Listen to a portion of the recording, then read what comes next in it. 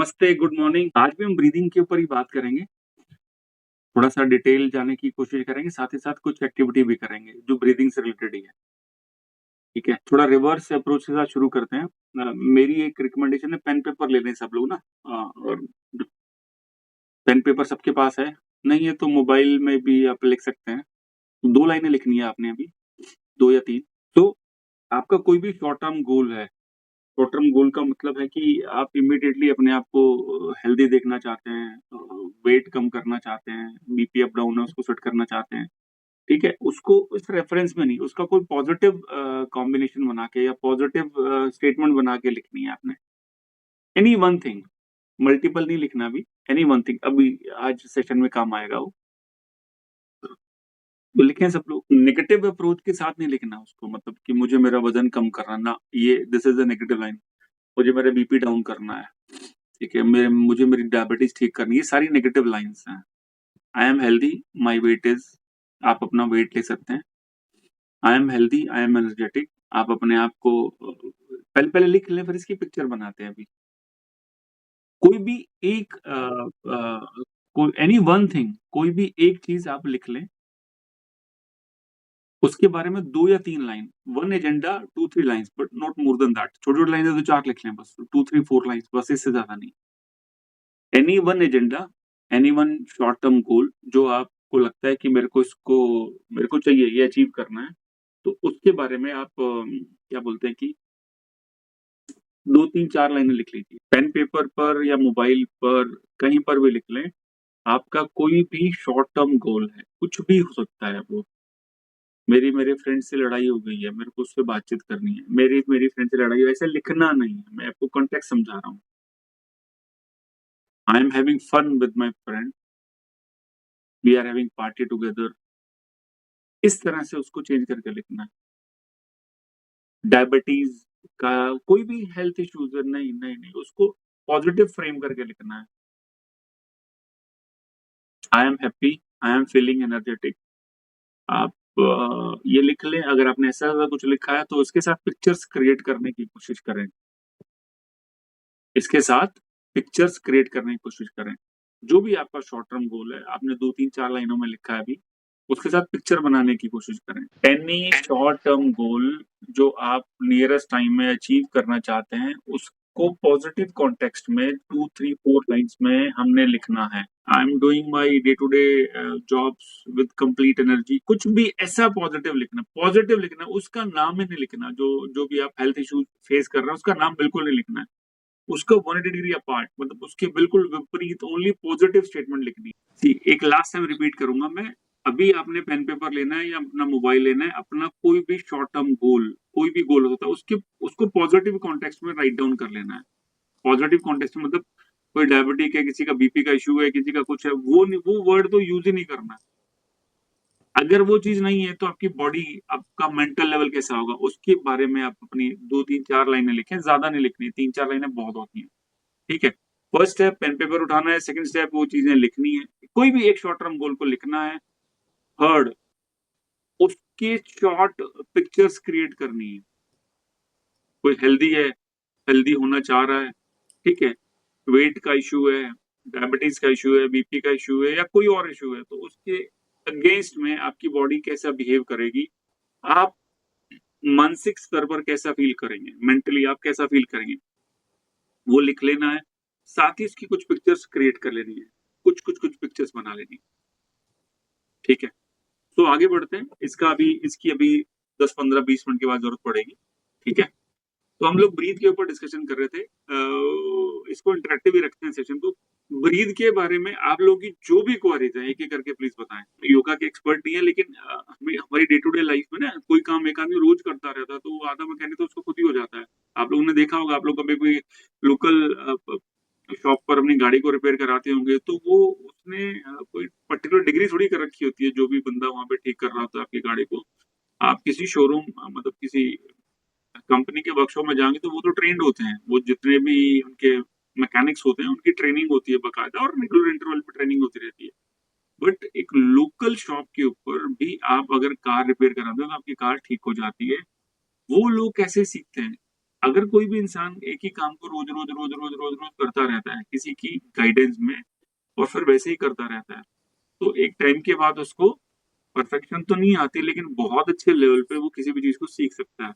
हम सब लोग जब से पैदा हुए तब से सांस ले रहे हैं, ठीक है? श्वास हमारा कंटिन्यूअसली चल रहा है, श्वास है तो हम एग्जिस्ट कर रहे हैं, श्वास नहीं होगा तो हम एग्जिस्ट नहीं करेंगे। तो बट ऐसा हो जाता है कि सुपर कॉन्शियस में एक चीज चली गई, ये तो अपने आप ही चलता रहता है, हमारा ना इस पर ध्यान जाता है ना कुछ और होता है। सो अगर थोड़ा सा ध्यान इस पे देंगे हम, हमारे ब्रीथ का पैटर्न क्या है, कब कौन से मूड में हम तेज सांस लेते हैं, धीरे लेते हैं, हल्की लेते हैं, उथली सांस लेते हैं, हमारा ब्रीथ पैटर्न एवरी इमोशंस के साथ चेंज हो जाता है। चाहे स्पीड चेंज होती है, चाहे क्वांटम चेंज होता है, चाहे कुछ भी चेंज होता है, चेंज हो जाता है। हर इमोशंस के साथ हमारी श्वास की गति, श्वास का क्वांटम सब जुड़ा हुआ है, ठीक है? धीरे-धीरे हम उसको रिकॉग्नाइज़ करते हैं, तो हमें समझ में आना शुरू हो जाता है कि यस, मेरे emotions are directly proportional to my breathing pattern, breath pattern. हमारी पुरानी संस्कृति, कल्चर ये कहता है, किसी अच्छे काम के लिए जाते थे तो मदर, दादी, बुआ आपको मीठा खिलाती थी, दही, चीनी या व्हाटएवर कुछ ना कुछ चलता था। हमारे कल्चर्स बड़े स्ट्रॉन्ग रहे हैं इस मामले में, ठीक है? किसी चीज़ की शुरुआत करने जा रहे हैं, आप किसी अच्छे नए काम के लिए जा रहे हैं, तो ऐसा कहा जाता था कि भगवान का नाम जिसको भी आप फॉलो करते हैं, जिसका भी आप मतलब घर में पाठ पूजा होती है और साथ ही साथ कुछ मीठा खा के घर से निकलो, अच्छी खबर आएगी टाइप्स, ठीक है? तो इट ऑल डिपेंड्स, हमारा जो सिस्टम था पुराना वो कंप्लीटली हमारे न्यूरॉन्स के लिए बनाया गया था। हमने धीरे-धीरे उस सिस्टम को छोड़ दिया है, हमें लगता है कि ये तो बातें गड़बड़ है, दकियानूस की हैं या व्हाटएवर जो कोई भी थॉट है। जबकि आप कोई भी प्रैक्टिस के अंदर जाएँगे, वक़्त के साथ प्रैक्टिसेस बदलती हैं, लेकिन उसका अल्टरनेट, उसके इक्विवेलेंट या मतलब आस-पास का आ जाना चाहिए। हमारी जितनी भी प्रैक्टिसेस थी वो सारी की सारी हमारे न्यूरॉन्स को हिट करती थी। चाहे फास्टिंग रखना हो गया, चाहे बहुत सारी पाठ पूजा करना हो गया, घर आए मेहमान का आदर मान सत्कार करना, कुछ भी कोई भी प्रैक्टिसेस हैं, आप 30, 40, 50 साल पहले तक जो होता था, वो हमारे न्यूरॉन्स को चेंज करता था। जैसे-जैसे हम प्रैक्टिसेस से बाहर आ गए, हमने अल्टरनेट प्रैक्टिसेस नहीं ढूँढी और हुआ क्या कि हमारे न्यूरॉन्स की जो क्या बोलते हैं कि ट्रेनिंग थी, वो हमने मिस कर दी। न्यूरॉन्स की ट्रेनिंग हम मिस करते जा रहे हैं। पुराना सिस्टम बहुत अच्छा था, नए सिस्टम में हम गैप क्रिएट कर दिया, न्यूरॉन्स को हम कुछ दे ही नहीं पा रहे हैं, ठीक है? आप में से बहुत सारे घरों का जो भी कल्चर होता है, कैसे खाना बनना है, कैसे खाना जाना है, खाया जाना है, कैसे डाइनिंग टेबल पे खाना सर्व होगा, कैसे पाठ पूजा होगी, कोई घर में आएगा, तो ये सब आप देख रहे हैं, आपको किसी ने कोई लिख के, कोई पीपीटी देख के थोड़ी समझाया। बचपन में आप घर में रहते थे, घर में देखते-देखते कौन कैसे क्या कर रहा है। आपकी जॉइंट फैमिली थी, कज़न ब्रदर से सीख लिया। नहीं थी जॉइंट फैमिली तो आपके ब्रदर सिस्टर हैं, पेरेंट्स हैं, उनसे सीख लिया। घर में चाचा-बुआ हैं, उनसे सीख लिया। कौन पीपीटी लेके समझा रहा था आपको? कुछ ऐसा होता ही नहीं था कि आपको कोई पर्टिकुलर थ्योरी पढ़ाई जा रही है कि नहीं, कोई घर में आएगा मेहमान तो ऐसे करना है, नहीं। आपके न्यूरॉन्स की ट्रेनिंग कंटीन्यूअसली चलती रहती थी। जॉइंट फैमिली का ये सबसे बड़ा फ़ायदा यही था, आपको बॉदर नहीं करना पड़ रहा। छोटे बच्चे हैं, जैसे मेरा एक पर्टिकुलर एक टॉपिक है, बीच में ज़िक्र आ गया तो कर लेते हैं। पहले जॉइंट फैमिलीज़ होती थी, 10-20 लोग घर में रहते थे और अड़ोस-पड़ोस के साथ भी आना-जाना होता था। छोटे बच्चे वैसे ही पल जाते थे, छोटे बच्चे मतलब 0 टू 3 ईयर, 0 टू 5 ईयर, क्योंकि हर आदमी उसको गोदी में खिला रहा है, बच्चा, बड़ा, बूढ़ा सब लोग खिला रहे हैं और ऑटोमैटिकली उसके अंदर ना आपको एफर्टलेस है, आप एफर्टलेस हैं, उसके अंदर कुछ कल्चर अपने आप ही डेवलप होता चला जाता है, कुछ क्या बहुत कुछ डेवलप हो जाता था, ठीक है? एक हमारा ये हिंदी में स्पर्श कहेंगे टच, टच है, हम ह्यूमन बीइंग के लिए ह्यूमन बीइंग का टच सबसे इम्पोर्टेंट है। बच्चे पहले होते थे तो सबकी गोदी में जाना, सबके साथ खेलना, मिट्टी में खेलना, ठीक है? तो इससे क्या होता था, हमारे न्यूरॉन्स की ट्रेनिंग तो होती थी, साथ ही साथ इम्यूनिटी डेवलप होती रहती थी। आज हम जितने भी इंजेक्शंस लगवाते हैं, जितने भी आपके ये क्या बोलते हैं 0 टू 5 ईयर लगते रहते हैं ना दुनिया भर के इंजेक्शंस, ठीक है? कभी पोलियो का, कभी इसका, कभी उसका, वो क्या करते हैं? आपके अंदर इम्यूनिटी डेवलप करते हैं, ठीक है? आप एक कम्युनिटी में रहते थे, आपका घर ही 10, 15, 20 लोगों का होता था, पड़ोस-वड़ोस मिला के 3, 4 लोग ऐसे ही हो जाया करते थे, ठीक है? उन्हीं के अंदर घूमना-फिरना, खाना-पीना, किसी का जूठा खा लेना, किसी का कुछ कर लेना, ये बच्चे ऐसे ही बड़े होते थे और आप देखिए इम्यूनिटी कितनी स्ट्रॉन्ग होती थी। मेंटली भी और फिजिकली भी दोनों हो रहे थे काम। मेंटली क्या हो रहा था? कंटीन्यूअस ट्रेनिंग हो रही थी न्यूरॉन्स की, आपका ब्रेन डेवलप हो रहा था। आप उसको देख रहे थे, आप मतलब आपके आस-पास बहुत सारे लोग होते थे, आप उनको देख-देख के बड़े होते थे। बच्चा जो होता था, 0 to 5, 0 to 10 ईयर ऐसे देख-देख के सीख जाता था सब चीज़ें। कुछ स्पेशल सिखाने की ज़रूरत ही नहीं पड़ती थी, कि कोई स्पेशल ट्रेनिंग दिलानी। आज हम उस युग में पहुँच गए हैं कि सिंगल फैमिलीज़ हैं और हर चीज़ की ट्रेनिंग चाहिए। अब इस घर में आ गई तो समर कैंप लगेंगे, ये होगा, वो होगा। ठीक है, those things are good because अगर आपके पास वो सिस्टम नहीं है तो कोई तो अल्टरनेट डेवलप करना पड़ेगा। पहले चौपाल पे बैठ के बातें करते थे, ठीक है? या कहीं किसी के घर में बैठ के दूर बातें आज तो क्लब बन गए हैं। देखिए, इंसान को इंसान की ज़रूरत हमेशा रहेगी, फीलिंग्स की ज़रूरत हमेशा रहेगी और हम उसका अल्टरनेट तलाशते जा रहे हैं। यहाँ पर फीलिंग ऑफ इनसिक्योरिटी रहता है और वहाँ पर उस वाले सिस्टम में फीलिंग ऑफ सिक्योरिटी रहती थी। कभी भी आपको आप हमेशा सिक्योर फील करते थे। आज मैं इतने क्लाइंट्स के साथ बात करता हूँ, डेप्थ में जाके देखता हूँ तो 2 ही चीज़ें मिलती हैं। इन डेप्थ अगर किसी की भी ट्रेनिंग या काउंसलिंग हो रही है, 2 चीज़ें मिलेंगी। एक तो फ़ियर, ठीक है? एक feeling of insecurity. Fear, insecurity 1 मान लो, 2 मान लो, जैसे मान लो। यही आप डिग डाउन मतलब डीप डिग करता हूँ मैं उसको सामने वाले शख्स को, तो घूम फिर के इन 2 में से या एक ही चीज़ मान लो इसको, वो फ़ियर मिलेगा, मिलेगा। हम सिक्योर फ़ील नहीं करते हैं। हर चीज़ का डर है अंदर। ऐसा नहीं कि डर को हम एक्सप्रेस कर रहे हैं, लेकिन हमारी बॉडी के अंदर डर रहता है। हमारे जो हमारा ब्रेन है, जो हमारा मेंटल लेवल है, वहाँ पर हमने फ़ियर को एंट्री दे दी। कब? हम अकेले रहते हैं और साथ ही साथ क्या बोलते हैं कि जो रिलेशनशिप डेवलप कर रहे हैं, फ्रेंड सर्कल है, आना-जाना है, किसी के घर आना-जाना है, ये वो, तो उसके अंदर भी आपको आप देखिएगा, आप खुद चेक करके देखिए, आपको फ़ियर, इनसिक्योरिटी मिलेगी, मिलेगी। पुराने सिस्टम में क्या होता था, सब कुछ सिक्योर रहता था, फ़ियर नाम की चिड़िया ही नहीं मिलती थी। ढूँढ के भी फ़ियर नहीं मिला मिला करता। उससे क्या होता था, जितना ज़्यादा फ़ियर उतना ज़्यादा आपकी इनसिक्योरिटी और आपके न्यूरॉन्स की ट्रेनिंग वैसी की वैसी होती चली जाएगी। ठीक है, बच्चों की आम शिकायत है, घर में कोई बच्चा सॉरी कोई भी गेस्ट आ गया, उनको विश ही नहीं करते। नंबर 1, नंबर 2 उनके साथ बैठते-उठते नहीं है, ठीक है? उनको कुछ खाने-पीने का सर्व नहीं करते हैं। कनेक्ट कैसे करेंगे आप? किसी के साथ भी कनेक्ट कर रहे हैं तो रीज़न यही रीज़न बनते थे।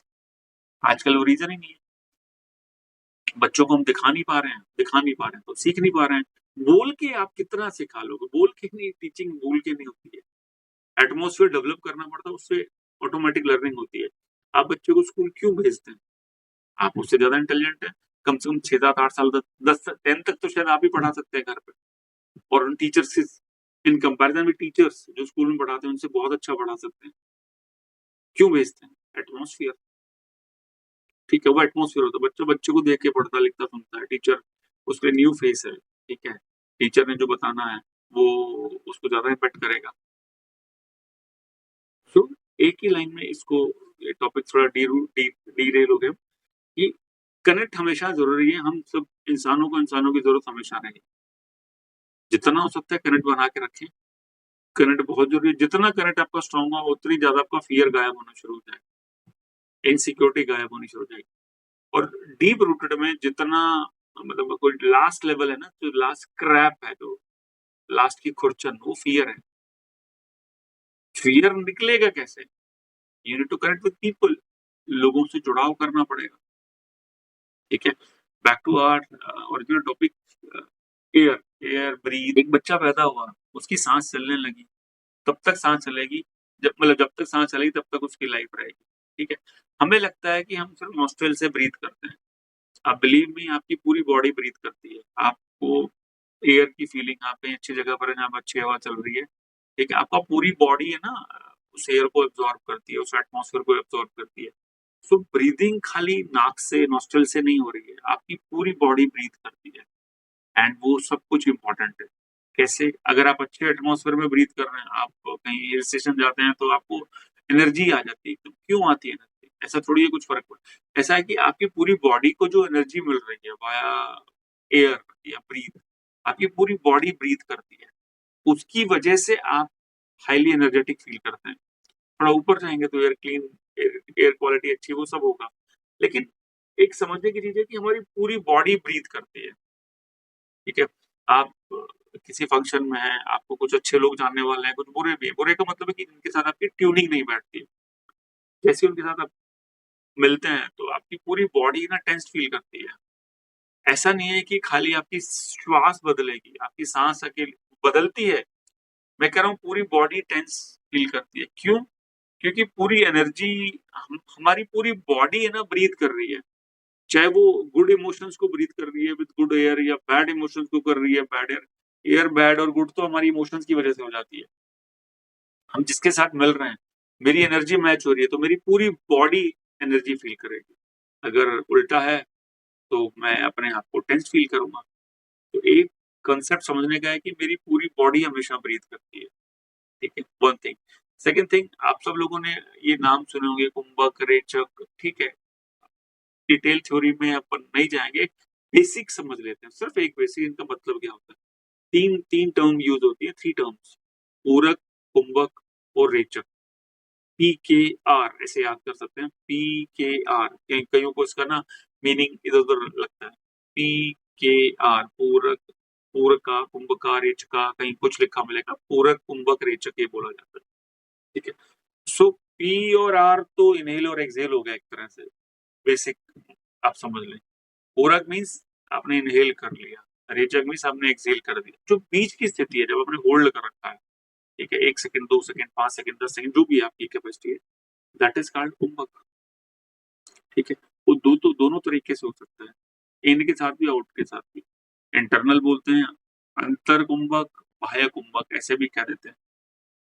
अंतर का मतलब है जब आपने ऑक्सीजन को, एयर को इनहेल कर लिया, होल्ड करा, वो कुंभक है। एक्सहेल कर दिया, दैट इज रेचक। एक कॉन्सेप्ट तो आप समझ लीजिए, हमेशा आपको जब भी आप कुछ करें ना करें, बहुत डीप में ना जाए, जिनको हार्ट की, बीपी की बहुत ज्यादा इश्यूज हैं, वो ज्यादा देर तक कुंभक या होल्ड ऑन पोजीशन में ना रहें। ठीक है, लेकिन प्रैक्टिस करें, थोड़ी थोड़ी करें, जितनी जिस लेवल की कर सकते हैं उस लेवल की प्रैक्टिस करें। ये तो हो गया अंतर कुंभक। बाह्य क्या होता है, आपने इनहेल कर दिया, खाली कर लिया अपनी बॉडी को, स्टमक को एयर फ्री कर दिया, मतलब आपकी बॉडी में वो नहीं है अभी, आपका ऑक्सीजन या हवा नहीं है। तो उस टाइम जब आपने होल्ड कर लिया, आपकी बॉडी ऑक्सीजन फ्री है अभी, वो होल्डिंग कर ली, तो वो बाह्य कुंभक हो गया। ठीक है, तो इस तरह से टर्मिनोलॉजी यूज करते हैं, बट हमारे किस काम की टर्मिनोलॉजी। ठीक है, हमारे साथ दो ही चीजें होती हैं, या तो हमें बैड मेमोरीज को निकालना है, हम इतनी प्रैक्टिस कर चुके हैं उसकी, अपना फिर से करेंगे क्लिनजिंग। क्लिनजिंग शावर वाली टेक्निक से कर सकते हैं, ये हमारी बेस्ट है। वो ऋषिकेश में आप गंगा किनारे बैठे हैं, टाइप्स को क्लिनजिंग इस तरह से करते हैं। और भी रास्ते हैं क्लिनजिंग के। तो क्लिनजिंग अगर आपने करनी है तो बाह्य रेचक, सॉरी, बाह्य कुंभक मतलब अपनी, कैसे समझाऊं, कोई इमोशन से आप उसको बाहर निकालना चाहते हैं, तो बार बार आपके दिमाग में आ जाता है। आप, ठीक है, अभी भी आपके दिमाग में आ रहा है, या ये कभी भी दिन डे टाइम में आपके दिमाग में कोई नेगेटिव इमोशंस आ गया, किसी के बारे में गलत सलत बोला, अच्छा बुरा, तो ब्रीथ को आउट कर दें, कंप्लीटली एक्सहेल कर, कंप्लीटली एकदम खाली कर लें पेट, होल्ड करें 2 4 5 सेकंड। ठीक है, और अभी आपको जो नेगेटिव थॉट आ रहा था या नेगेटिव इमोशन डेवलप हो रहा था, वो बाहर निकल गया। वो सीरीज को ब्रेक करना होता है। कई बार आपको ये फीलिंग आती है, आप लो फील कर रहे हैं, अचानक से लगा कि यार नहीं है, दिल बैठा जा रहा है, दिल भारी हो रहा है, अच्छे विचार नहीं आ रहे हैं, then this technique is just wonderful. करना क्या है, आपने एक्सेल कर देना, पेट खाली कर लेना, होल्ड करो जितना टाइम कर सको, 2 3 5 6 सेकंड करो। ठीक है, फिर हमने इनहेल कर लिया। ठीक है, उसके बाद फिर से आप एक्सेल करो, और फिर से, मतलब चाह कर भी आप उसको ना, अगर आप बार बार याद भी कर रहे हो या बार बार थॉट आ रहे हैं, तो मैं कह रहा हूँ 8 10 बार ऐसा करते करते वो गायब हो जाएगा। तो क्लिनजिंग के लिए बाह्य कुंभक हमने करना है। बाह्य कुंभक का मतलब है कि बाहर अपनी जितनी भी एयर है या ब्रीद है उसको बाहर निकाल देना। बाहर निकाल दिया, उसके बाद होल्ड करना है 2 5 10 सेकंड जितना कर सके। ठीक है, फिर सांस लेनी पड़ेगी, आपने सांस ली, होल्ड, मतलब फिर होल्ड नहीं करना, फिर डायरेक्टली छोड़ देना, फिर से स्टमक को खाली करना है, और बस उसी पोजीशन में रहना है। Whenever we want to do the cleansing, हमारे इमोशंस, हमारा मेंटल लेवल थोड़ा गड़बड़ है, तो हम इस टेक्निक को, जो अंत्य कुंभक है वो क्या है, आप किसी चीज को प्राप्त करना चाहते हैं, कोई आपका ड्रीम मैनिफेस्टेशन करनी है, विजुअलाइजेशन करना है, किसी चीज को बार बार, जैसे अभी मैंने थोड़ी देर पहले आपने लिखवाया और ऊपर है, वो भी करेंगे। ठीक है, उसका तरीका ये है कि इनहेल करो, होल्ड कर लो, पूरी प्राणवायु ऑक्सीजन आपके अंदर है, और उस टाइम पे आप मैनिफेस्टेशन करना शुरू कर दो, जो भी है, जितना भी आप करना चाहते हो, जिस लेवल तक करना चाहते हो। मल्टीपल थॉट से हमेशा बचो। एक ही सीरीज को पकड़े, ऐसा नहीं हो कि एक साथ ही सब कुछ कर लें। प्रैक्टिस करने से धीरे धीरे आएगा। एक ही टॉपिक या एक ही थॉट को पकड़ें, इनहेल करें, उस के पिक्चर्स को, विजुअल्स को रोटेट करें अपने ब्रेन के सामने, फोरहेड के सामने, और जितना होल्ड कर सकें 2 5 10 सेकेंड, उसके बाद एक्सेल कर दें, फिर करें। एक ही थॉट को बार बार बार बार करें। तो अभी अपन इसी को करेंगे। आप सब लोग प्लीज सेटल होकर, अगर पाइन सीधी रखें, बैठ जाएं, खड़े ना रहें। अगर आप इधर उधर टहल रहे हैं तो भी मत करें इसको, ठीक है? सीधे बैठ जाएं, एकदम सीधे स्ट्रेट बैठ जाएं। हाथ में कुछ है उसको भी ड्रॉप कर दें, कुछ अपने पास ना रखें, ठीक है? अभी जो हमने 4 लाइनें 3 लाइनें लिखी थी, उसको एक बार पढ़ना शुरू कर दें। इन द मीन वाइल उसकी पिक्चर्स को बनाना शुरू कर दें। मैं बाकी की इंस्ट्रक्शन देता हूँ। जो भी पिक्चर्स हैं वो बनाना शुरू करें, जो भी हमने लिखा था अभी थोड़ी देर पहले, ठीक है? स्ट्रेट स्ट्रेट पोजीशन में बैठ जाएं, स्पाइन सीधी कर लें। हमने इनहेल करना है। आप में से कुछ लोगों का, मैं कल भी किसी से बात कर रहा था तो आया कि आंखें बंद करने को, आपका जो मन करे वो कर लो, जैसे आपको अच्छा लगे वैसे कर लो, ठीक है? स्पाइन सीधी, रीढ़ की हड्डी एकदम सीधी, ठीक है? और आपने इनहेल करना है अभी। इनहेल करके जितनी देर आप होल्ड कर सकें, बहुत ज्यादा स्ट्रेच नहीं करना शुरू में, 4 सेकंड भी चलेगा, 2 सेकंड भी चलेगा, 5 सेकंड भी चलेगा। इनहेल करें। अच्छा, जैसे ही इनहेल आपका, आपने इनहेल करना शुरू करा, आप अपने अंदर वो जो थॉट आपने अभी लिखा है, उसकी पिक्चर्स को रोटेट करना शुरू कर।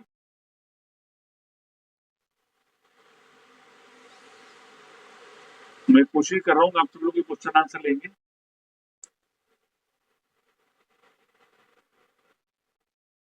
जितनी देर होल्ड कर पाए करें, फिर एक्सेल कर दें।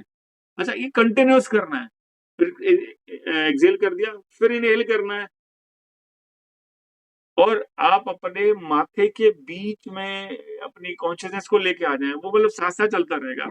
आपने इनहेल किया, और आपके थॉट को आप यहाँ फील करें, बिल्कुल फोरहेड के बीच में, थर्ड आई जहां पर हम बोलते हैं होती है, ये यहाँ पर आपका वो पिक्चर्स होनी चाहिए। I am healthy, I am dancing, I am having dinner, I am having meal with my good friend, मेरे एक्स के साथ, जो भी है आपके, मतलब जिसके साथ रिलेशनशिप में गड़बड़ चल रही, कोई दोस्त हो सकता है, बॉस के साथ गड़बड़ होगी, कोई भी थॉट जो आपने लिखा है अभी, उसकी पिक्चर्स को क्रिएट करें, और उसको कंटिन्यूस चेन में करें। इनहेल, विजुअलाइजेशन जितनी होल्ड कर सकते हैं, एक्सेल, फिर इनहेल, फिर वो कंटिन्यू चलता रहेगा। आपको रुकना नहीं पड़ेगा उसके लिए। आपको रुकना है होल्डिंग पोजीशन पे। इनहेल, होल्ड,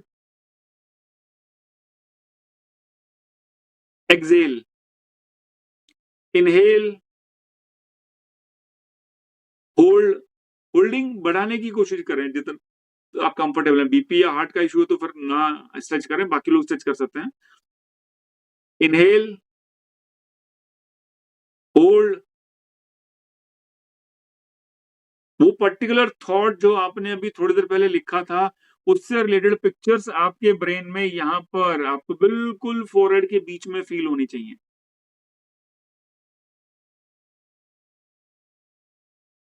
कंटिन्यूस करें, 8 10 12 15 तक जाएं।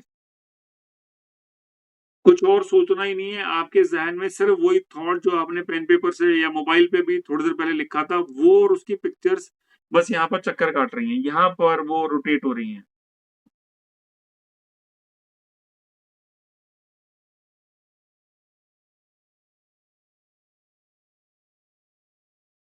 कंटिन्यूस, रुकना नहीं है।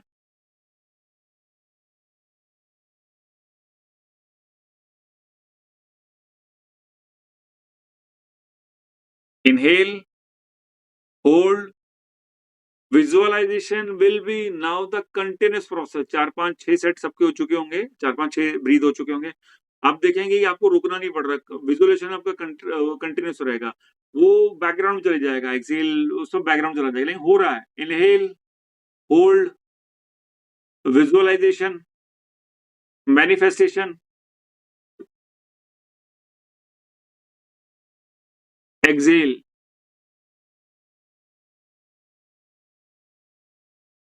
सिंगल थॉट जो आपने थोड़ी देर पहले मोबाइल में या पेन पेपर पे लिखा था, वो आपकी आंखों के आगे कंटिन्यूअसली घूम रहा है। हाईलाइट हो रही है चीजें जब आप होल्डिंग पोजीशन में, जब आपने ब्रीथ को होल्ड कर रखा है।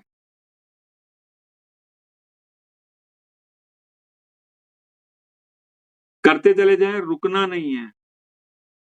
Inhale, hold, visualization, exhale. It is not the written principle कि पहले मेरी आंखें खुली थी अब बंद करने का मन कर रहा है तो कर लीजिए बंद, कोई टेंशन नहीं है। आप पहले आंखें बंद थी अब खोलने का मन कर रहा है तो खोल लीजिए। Go with the flow.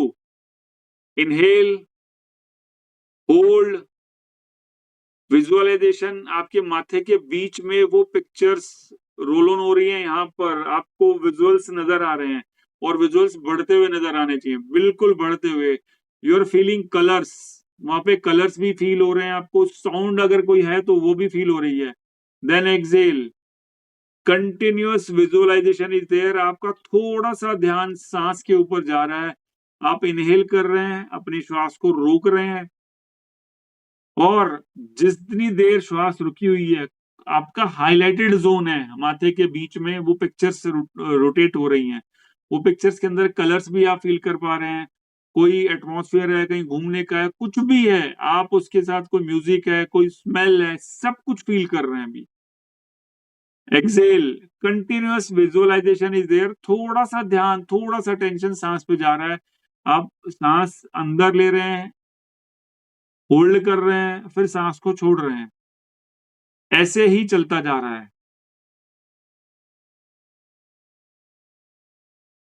Continuous visualisation.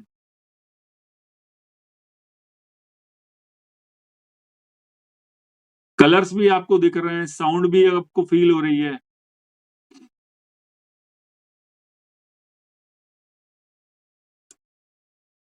One last time.